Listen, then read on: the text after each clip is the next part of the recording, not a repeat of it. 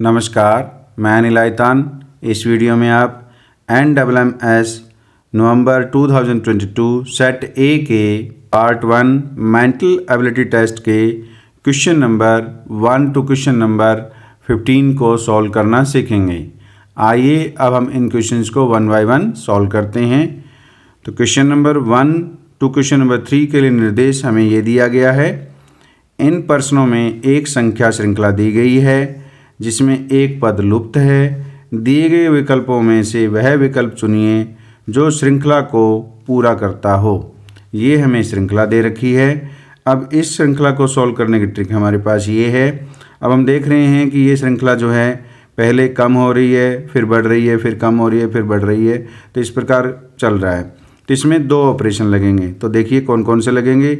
ये 11 के बाद 8 हो रहा है तो -3 हो रहा है। तो 8 के बाद क्या हो रहा है 16, तो आर्यन दुगुना हो रहा है यानी 2 से गुणा करने पर आ रहा है।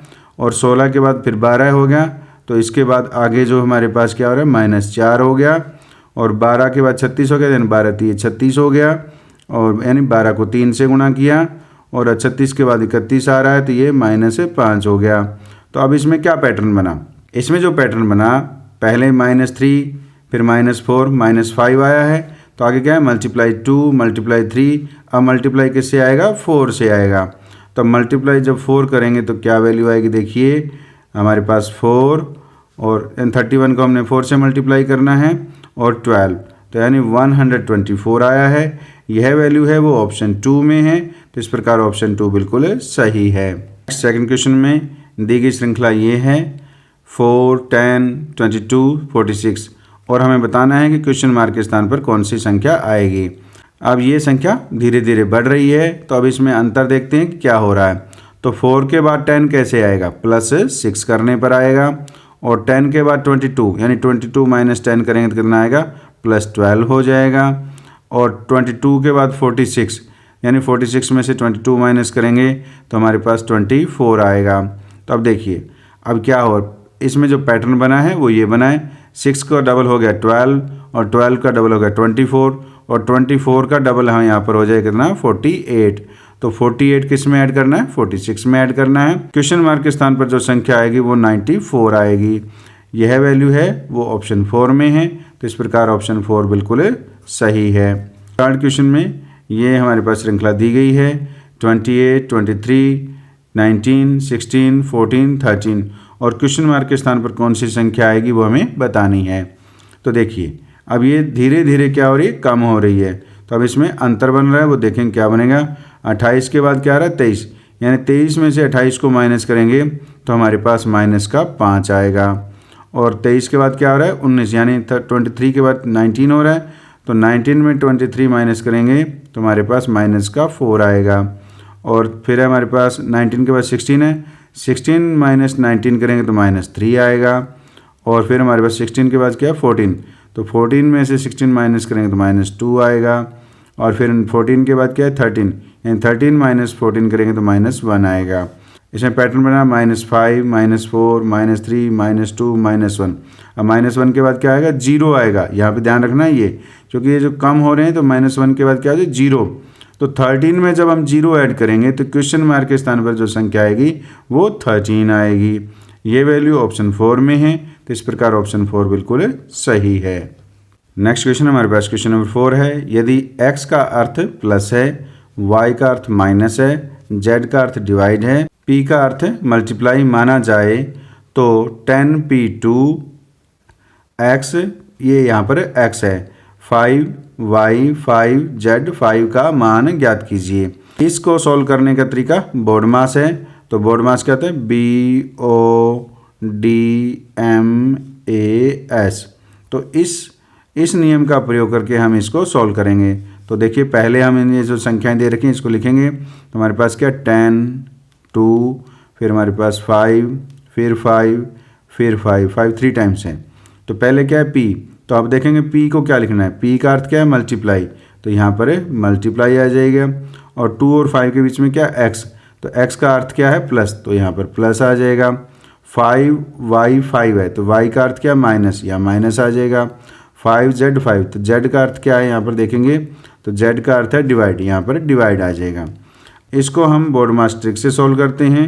तो ये बोर्डमास ट्रिक क्या होती है, बी से क्या होता है ब्रैकेट, यानी इसमें इस संख्या में अगर कहीं ब्रैकेट दिया है तो ब्रैकेट में दी गई संख्या को सबसे पहले सॉल्व करना होता है। फिर ओ से क्या होता है ऑफ, ऑफ का अर्थ होता है का का मीनिंग यहाँ पर मल्टीप्लाई है तो वो भी इसमें नहीं है। अब क्या है डी से क्या होता है डिवाइड, तो यानी अब सबसे पहले हम जिन दो अंकों के बीच में डिवाइड है उनको हल करना होता है। तो 5 को 5 से डिवाइड करें, यानी 5 डिवाइड बाई 5 -5 + 2, ये इस प्रकार हमने लिखना है। तो 5 को 5 से डिवाइड करें कितना आ जाएगा 1 आ जाएगा। तो ये हमारे पास है आ गया। तो अब देखिए अब क्या है आगे एम से क्या है मल्टीप्लाई। अब जिन दो अंकों के बीच में मल्टीप्लाई है उनको हल करना है। तो 10 की 2 से मल्टीप्लाई करेंगे कितना है 20 प्लस हमारे पास 5 और -1 है। फिर हमें ए से क्या है एडिशन, जिन दो अंकों के बीच में एडिशन है उनको हल करना है। तो 20 में +5 करेंगे कितना आ जाएगा हमारे पास 25 और फिर -1। ऐसे क्या सब्ट्रैक्शन यानी घटा। तो अब जिन घटा देंगे तो 25 में से 1 घटा दिया कितना आ गया हमारे पास है 24 आ गया। तो ये वैल्यू है वो ऑप्शन 1 में है। तो इस प्रकार ऑप्शन 1 बिल्कुल सही है। नेक्स्ट क्वेश्चन नंबर 5 है, सूर्योदय के बाद उत्तर की ओर मुख करके खड़े किसी व्यक्ति की छाया किस ओर बनेगी। तो अब देखिए ये हमारे पास है, ये यहाँ पर हम मान लेते हैं कि ये क्या है ईस्ट है और इस साइड क्या है नॉर्थ है। तो ये नॉर्थ होता है और यहाँ पर क्या होता है साउथ और यहाँ पर क्या होता है वेस्ट। तो देखिए ये हमारे पास क्या है दिशा सूचक है। अब इसमें क्या है सूर्योदय के बाद उत्तर की ओर मुख करके खड़ा है। तो व्यक्ति मान लेते हैं यहाँ खड़ा है और वो इस तरफ यानी उत्तर की तरफ मुख करके खड़ा है। और जब सूर्योदय के बाद उस व्यक्ति की जो छाया है वो किस ओर बनेगी। अगर मुख इस तरफ है तो इसका अब ये ईस्ट है तो ईस्ट साइड में के कौन सी साइड होगी ये इसका राइट हैंड होगा और ये क्या होगा लेफ्ट हैंड हो गया। तो जब इस तरफ से ईस्ट है सूर्य इस साइड से उग रहा है तो छाया जो है वो इसकी इस साइड में बनेगी। तो ये साइड कौन सी हो जाएगी इसकी लेफ्ट साइड हो जाएगी यानी बाईं साइड हो जाएगी। तो इस प्रकार व्यक्ति की छाया है वो बाईं ओर बनेगी। तो इस प्रकार ऑप्शन 2 बिल्कुल सही है। नेक्स्ट क्वेश्चन 6 है, यदि 44 × 12 = 8 और 78 × 22 = 14 हो तो 81 × 9 क्या होगा। तो इसमें जो ये बाइनरी ऑपरेशन मल्टीप्लाई लगा रखा है इसका अर्थ ये नहीं कि यहाँ पर हमें मल्टीप्लाई करना है। अब हमने देखना है कि इसमें क्या रूल लगाया गया है जिसकी वजह से ये 8 आया है और उसी रूल से हमारे पास यहाँ 14 आना चाहिए और उसी के बाद हमने 81 × 9 है वही रूल इसमें अप्लाई करके क्वेश्चन में आने वाली संख्या है वो हमें बतानी है। तो देखिए इसको सॉल्व करने की ट्रिक हमारे पास ये है 44 × 12 = 8 कैसे आया। तो 44 में से 12 को माइनस कर दीजिए और उसको 4 से डिवाइड कर दीजिए। तो देखिए तो 44 में 12 को जब कट करेंगे तो हमारे पास कितना आएगा 32। तो 32 को जब हम 4 से डिवाइड करेंगे तो हमारे पास 8 आ जाएगा। तो ये ट्रिक इस क्वेश्चन में लगी है। तो इसी को हम आगे अप्लाई करते हैं 78 - 22 करते हैं। तो 78 - 22 डिवाइड बाई 4। तो 78 में से जब हम 22 कट करेंगे तो हमारे पास कितना आ जाएगा 56 आ जाएगा। 56 को 4 से डिवाइड करेंगे तो हमारे पास 14 आएगा। तो इसी को हम अप्लाई 81 × 9 में करते हैं। तो देखिए 81 - 9 डिवाइड बाई 4। तो 81 में से 9 कट करेंगे तो हमारे पास कितना आ जाएगा 72 और 72 को जब हम 4 से डिवाइड करेंगे तो हमारे पास कितना आएगा 18। तो यानी 18 4 जा 72 होता है। तो इसकी वैल्यू कितनी आएगी 18 आएगी। ये वैल्यू है वो ऑप्शन 1 में है। तो इस प्रकार ऑप्शन 1 बिल्कुल सही है। नेक्स्ट क्वेश्चन 7th क्वेश्चन में दी गई आकृति में कितने घन हैं। ये हमें आकृति दे रखी है और इसमें घनों की संख्या बतानी है। तो इसको सॉल्व करने की ट्रिक ये है। तो इसमें घनों की लेयर कितनी है 1 2 और ऊपर में 1 है। तो सबसे पहले देखेंगे कि सबसे नीचे वाली लेयर है इसमें कितने घन हैं। इधर कितने बने 3, इधर भी 3 बन रहे हैं। तो ये पूरे हैं यानी इसमें कोई भी ब्लॉक है वो खाली नहीं है। तो 3 की मल्टीप्लाई 3 से करेंगे कितना आ जाएगा 9। तो पहली रो में इस रो के अंदर तो हमारे पास कितना आ गया 9 आ गया। अब हम इसमें देखेंगे कितने बनेंगे। तो देखिए इसमें ये वाली देखनी है हमने कितने बनेंगे। तो इसमें क्या है 1 ये रहा 1 2 3 4 ये रहा और एक घन इसके नीचे है तो कितना आ गया 5। तो दूसरी लेयर में हमारे पास 5 हो गए। अब ये लास्ट में टॉप वाली रहेगी। तो टॉप में कितने हैं हमारे पास है, केवल एक है, इसमें 5 बने थे और इसमें कितना बन गया 1, तो प्लस 1 कर दीजिए। तो टोटल कितने हो गए 9 + 5 14 + 1 कितना हो जाएगा 15। तो इस आकृति में कुल घनों की संख्या 15 है। ये वैल्यू है वो ऑप्शन 3 में है। तो इस प्रकार ऑप्शन 3 बिल्कुल सही है। नेक्स्ट क्वेश्चन नंबर 8 है, संख्या 7 2 1 4 6 5 8 में कितने अंकों का स्थान इस संख्या के अंकों को आरोही क्रम में बदलने के बाद एक समान रहेगा। यानी ये जो संख्या दी गई है इसको हमने आरोही क्रम में लिखना है। तो देखिए इस समय बचाने के लिए हम इसी पे लिखेंगे।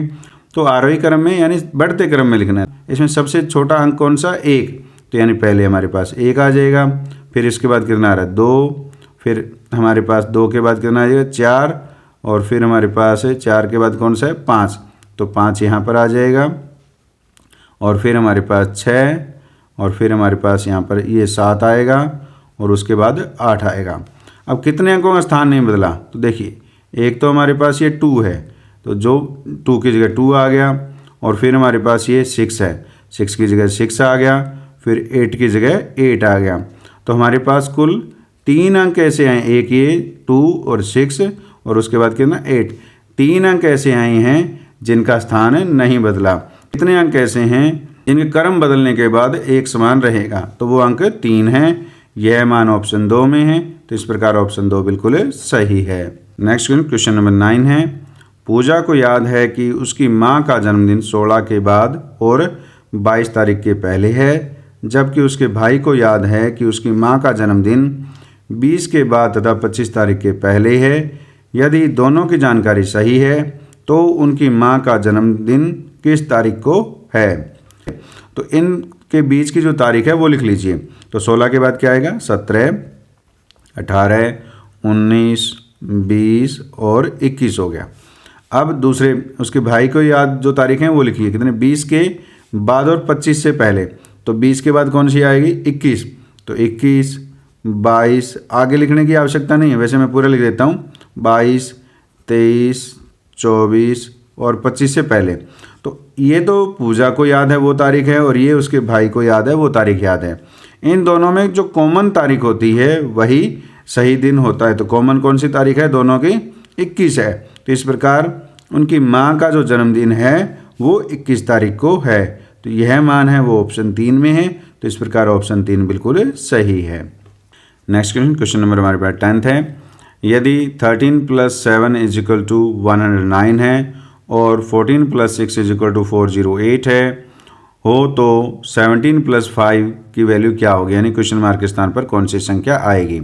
ये क्वेश्चन नंबर 6 की तरह है। यहाँ पर क्या दे रखा है प्लस, इसका अर्थ ये नहीं कि यहाँ पर ये प्लस करने पर ये आ रहा है। हमें देखना है कि इसमें क्या ऑपरेशन लगाएं कि ये 109 हो जाए। तो देखिए यहाँ पर क्या है 13 को हमने 7 से मल्टीप्लाई करना है। तो 13 7 जा कितना होता है 91। तो देखिए 91 को इन्होंने क्या लिखा है 109 लिखा है, यानी 1 जो ये है यानी इकाई अंक पहले, फिर बीच में 0 और फिर इस 9 को लिखा है। तो इसी प्रकार इसको लिखा है। तो 14 + 6 है, तो 14 को 6 से मल्टीप्लाई कीजिए। तो 14 को 6 से जब हम मल्टीप्लाई करेंगे तो हमारे पास है 84 आएगा। तो 84 को क्या लिखा, जो इसका इकाई अंक है यानी यूनिट प्लेस पे जो अंक है कितना 4 है, तो 4 को पहले, बीच में 0, फिर ये सेकंड प्लेस पे कौन है 8, तो इसको यहाँ पर लिख दिए, ये 408 आ गया। तो ये इस क्वेश्चन में ये ट्रिक लगी है। तो अब हम 17 + 5 को सॉल्व करते हैं। तो 17 को हमने 5 से मल्टीप्लाई करना है। तो 17 5 जा कितना होता है 85। तो अब देखिए इसमें क्या बनेगा, पहले यूनिट प्लेस पे क्या है 5, तो 5 यहाँ पर, फिर बीच में 0 और फिर ये 8 है वो यहाँ पर आ जाएगा।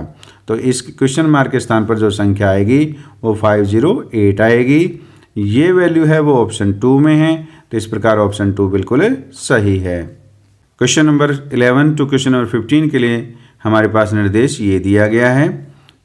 2 सेंटीमीटर भुजा वाले 125 घनों को एक साथ रखकर एक बड़ा घन बनाया जाता है। 2 सेंटीमीटर की भुजा वाले छोटे घन जिनकी संख्या 125 है, इन सभी को जोड़ करके एक बड़ा घन बनाया जाता है।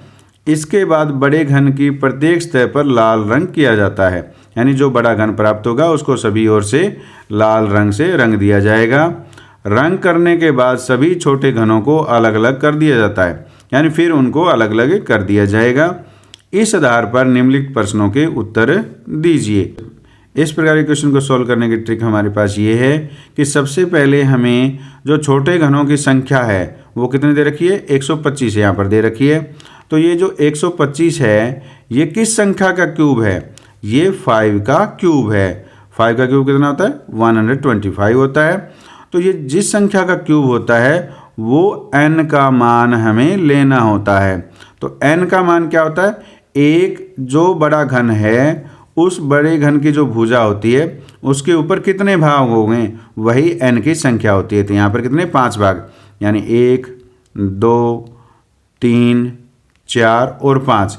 यानी अगर ये बड़े घन की भुजा है तो इसका एक भाग ये हो गया, दूसरा, तीसरा, चौथा और 5, तो ये 5 भाग हो गए। ये क्या होता है, n का मान होता है। इसी n के मान से हम ट्रिक की सहायता से सभी प्रश्नों को हल करना होता है। तो आपने ये n का मान ज्ञात करना होता है। तो n की वैल्यू यहाँ पर कितनी आ गई, 5। तो देखिए पहला क्वेश्चन क्या है, सभी छोटे घनों को एक साथ रखने के बाद बड़े घन की प्रत्येक भुजा की लंबाई ज्ञात कीजिए। तो ये क्या है, प्रत्येक, ये क्या है, बड़े घन की भुजा है। तो बड़े घन की भुजा और छोटे घन की भुजा कितनी है, 2 सेंटीमीटर है, और इसके भाग कितने हुए हैं, 5। तो इसको 5 को 2 से गुणा कर दो। तो 5 को हम 2 से गुणा करेंगे तो हमारे पास कितना आएगा, 10। तो ये कितने सेंटीमीटर है, तो ये 10 सेंटीमीटर आ जाएगी। तो इस प्रकार बड़े घन की भुजा 10 सेंटीमीटर आई है। यह मान है वो ऑप्शन 4 में है। तो इस प्रकार ऑप्शन 4 बिल्कुल सही है। नेक्स्ट क्वेश्चन, क्वेश्चन नंबर 12 है, ऐसे कितने छोटे घन होंगे जिनके केवल 2 सतह पर लाल रंग होगा। तो 2 सतह पर लाल रंग हो ऐसे घनों की संख्या को निकालने की ट्रिक ये होती है, वो आपको याद रखनी है। n-2 × 12 आपने करना होता है। तो n की वैल्यू हमने 5 निकाली है, तो यहाँ पर 5 रख दीजिए। तो 5 - 2 × 12, तो 5 - 2 कितना हो, 3। 3 को जब हम 12 से मल्टीप्लाई करेंगे हमारे पास कितना आ जाएगा, 36 आ जाएगा। तो इस प्रकार ऐसे घनों की संख्या 36 है जिनके केवल 2 सतह पर लाल रंग है। तो यह जो मान है वो ऑप्शन 3 में है। तो इस प्रकार ऑप्शन 3 बिल्कुल सही है। नेक्स्ट क्वेश्चन, क्वेश्चन नंबर 13, ऐसे कितने छोटे घन होंगे जिनके केवल 3 सतह पर लाल रंग होगा। तो 3 सतह पर रंग लगे हों ऐसे छोटे घनों की संख्या हमेशा 8 होती है। ये हमेशा ही 8 होती है। आपको याद रखना है कि 3 सतह पर रंग लगे घनों की संख्या पूछी जाए तो हमेशा 8 होती है। यह मान है वो ऑप्शन 4 में है। तो इस प्रकार ऑप्शन 4 बिल्कुल सही है। नेक्स्ट क्वेश्चन, क्वेश्चन नंबर 14 है, ऐसे कितने छोटे घन होंगे जिनकी किसी भी सतह पर लाल रंग नहीं होगा। यानी रंगहीन फलकों वाले घनों की संख्या बतानी है।